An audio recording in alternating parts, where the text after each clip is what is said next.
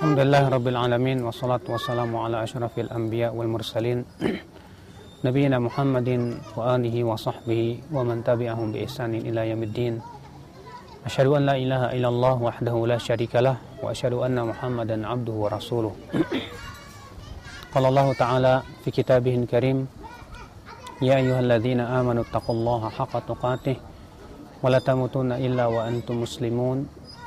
Amma ba'd. Ayuhan ikhwah, azani Allah wa iyyakum. Sesungguhnya kita sebagai seorang hamba Allah Subhanahu wa taala berusaha untuk meraih kecintaan Allah Subhanahu wa taala. Dan untuk meraih kecintaan Allah diantaranya adalah mengamalkan amalan yang paling dicintai oleh Allah. Di antaranya dalam sebuah hadis dalam Sahih Targhib bahwa Rasulullah SAW bersabda, ahabbun nasi ilallah anfa'ahum linnas. Orang yang paling dicintai oleh Allah adalah orang yang paling bermanfaat untuk manusia. Wa habbul a'mali ilallah sururun tudkhiluhu ala qalbi muslimin.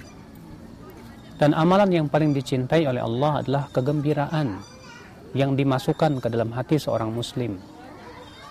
Wala an amshiya ma'a akhin li fi hajatin lahu ahabbu ilayya min an a'taqifa fi masjidi hadha syahra. Aku berjalan bersama saudaraku untuk memenuhi kebutuhan dia lebih aku sukai daripada itikaf di masjidku selama sebulan. Wa man kaffa ghadabahu satarahullahu aibahu.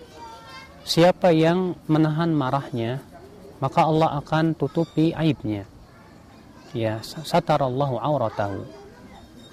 Wa man kadhama ghaidhan, dan siapa yang menahan kemurkaan dia, ya, padahal dia mampu untuk melaksanakan kemurkaannya tersebut, maka mana Allahu qalbahu rojaan yaumal qiyamah. Allah akan penuhi hatinya dengan pengharapan kelak pada hari kiamat.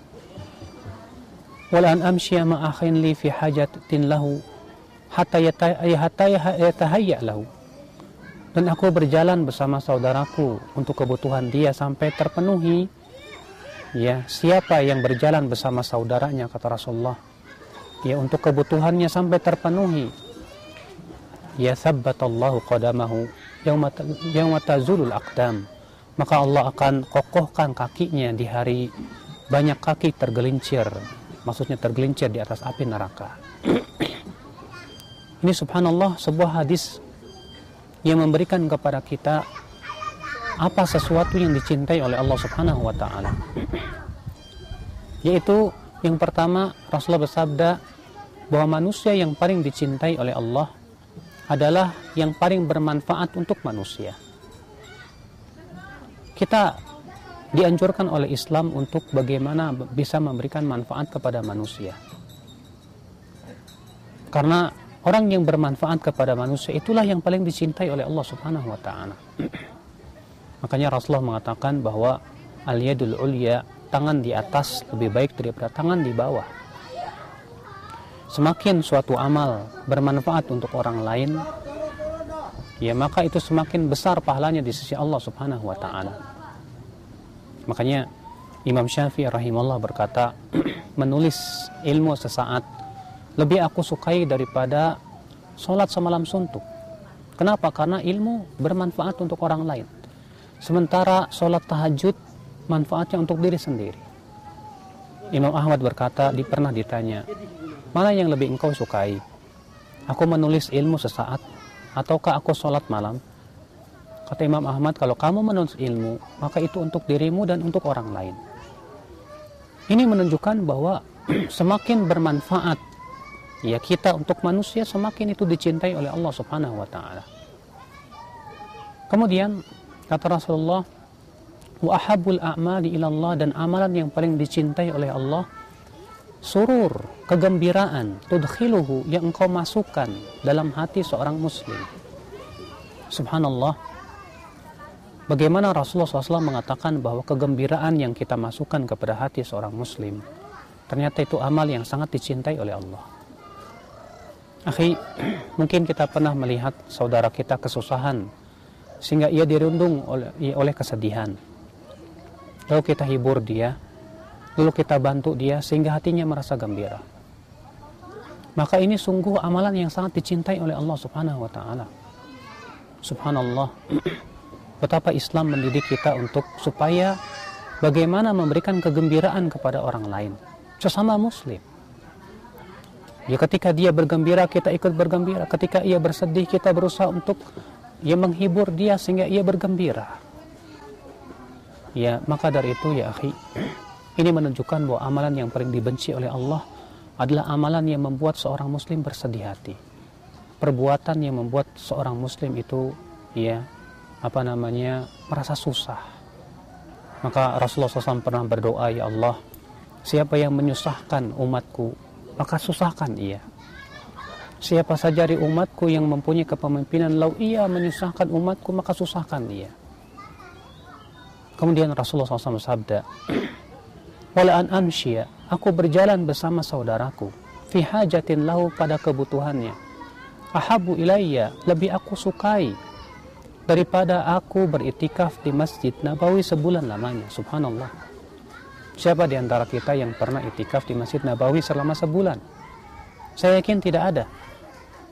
Akan tetapi Rasulullah mengatakan ternyata ada yang lebih besar dari itu. Ada yang lebih utama dari itu. Apa itu? Kita berjalan bersama saudara kita pada kebutuhan yang ia butuhkan. Ya, kata Rasulullah, itu lebih aku sukai daripada beritikaf di masjidku ini selama sebulan lamanya.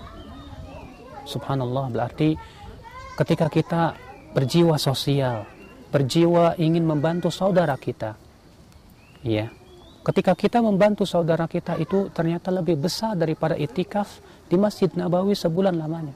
Subhanallah. Lalu Rasulullah SAW bersabda, wa man kaffa ghadabahu, siapa yang menahan amarahnya, satarallahu auratahu, Allah akan tutupi auratnya, aibnya.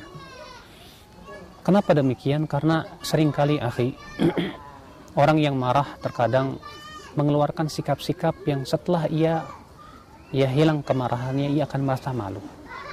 Entah itu sumpah serapah, sikap-sikap yang tidak layak, sehingga akhirnya kedudukan ia jatuh di hadapan manusia. Tapi ketika ia berusaha untuk menahan amarahnya, maka Allah akan pelihara kehormatannya tersebut.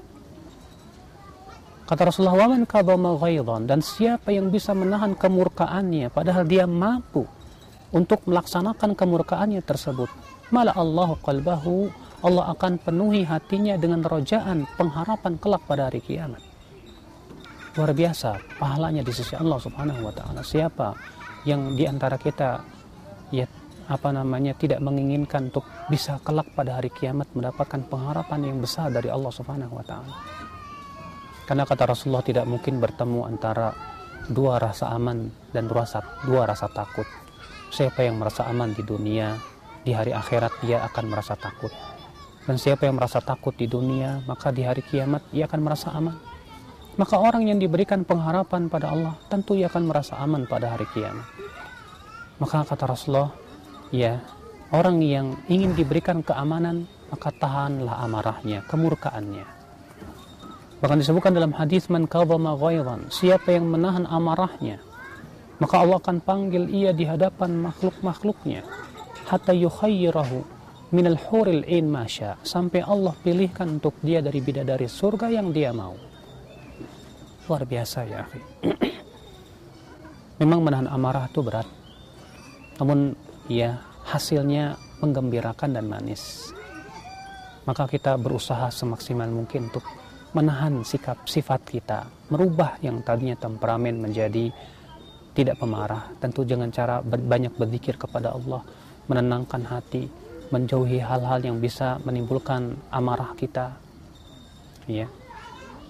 Kemudian Rasulullah bersabda, wa man masya ma'a akhihi, dan siapa yang berjalan bersama saudaranya, fi hajatin lahu, pada hajat dia, hatta yatahayya lahu, sehingga terpenuhi kebutuhannya, asbata atau tathabbata Allah, Allah akan kokohkan hatinya atau kakinya yauma tazulul aqdam, pada hari banyak kaki-kaki terpeleset.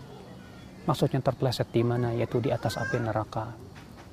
Ketika kita berjalan di atas api neraka, kata Rasulullah, setiap manusia pasti akan melewati jembatan Sirat. Dan Rasulullah menggambarkan bahwa Sirat itu, ya kata Rasulullah, madhabatun mazallah, ya sangat licin sekali. Banyak kaki-kaki yang tergelincir dan masuk ke dalam api neraka. Maka pada hari itu siapa yang ingin supaya kita bisa melewati jembatan Sirat, lalu dikokohkan kaki kita di atasnya, maka kata Rasulullah, hendaklah ia memperhatikan kebutuhan saudaranya sampai terpenuhi. Dan ini pahalanya besar ya akhi. Ya, terutama orang-orang yang lemah di antara kita. Ya kata Rasulullah SAW, as-sa'i alal armalah wa du'afa kal mujahid fi sabilillah. Orang yang memperhatikan para janda dan orang yang lemah, maka itu pahalanya seperti orang yang berjihad di jalan Allah Subhanahu wa ta'ala. Bayangkan, ya seorang ulama telah berkata, siapa yang ingin agar ia bisa mendapatkan pahala jihad tanpa harus dengan senjata, tanpa harus mengorbankan nyawanya, hendaklah ia memperhatikan para janda dan orang-orang yang lemah. Masya Allah. Bahkan Rasulullah SAW mengatakan, ibuni du'afa, cari oleh kalian atau perhatikan oleh kalian orang-orang yang lemah itu. Fa innama tunsaruna wa turzaquna bi du'afaikum. Karena kalian ditolong oleh Allah, diberikan rezeki oleh Allah karena memperhatikan orang-orang lemah di antara kalian. Kita mohon kepada Allah, mudah-mudahan kita termasuk orang-orang yang bisa merealisasikan hadis ini. Betapa agungnya hadis ini dan betapa butuhnya kita kepada hadis ini untuk kita membela ataupun menolong diri kita sendiri, terutama kelak pada hari kiamat ya akhir Islam. Ya, Anda yang punya kemampuan, jangan Anda merasa pelit untuk membantu saudara-saudara Anda. Kita yang mempunyai kemampuan, semampu kita untuk bagaimana kita bisa menjadi manusia yang paling bermanfaat untuk orang lain, agar kita termasuk orang yang paling dicintai oleh Allah Subhanahu wa ta'ala. Ini saja.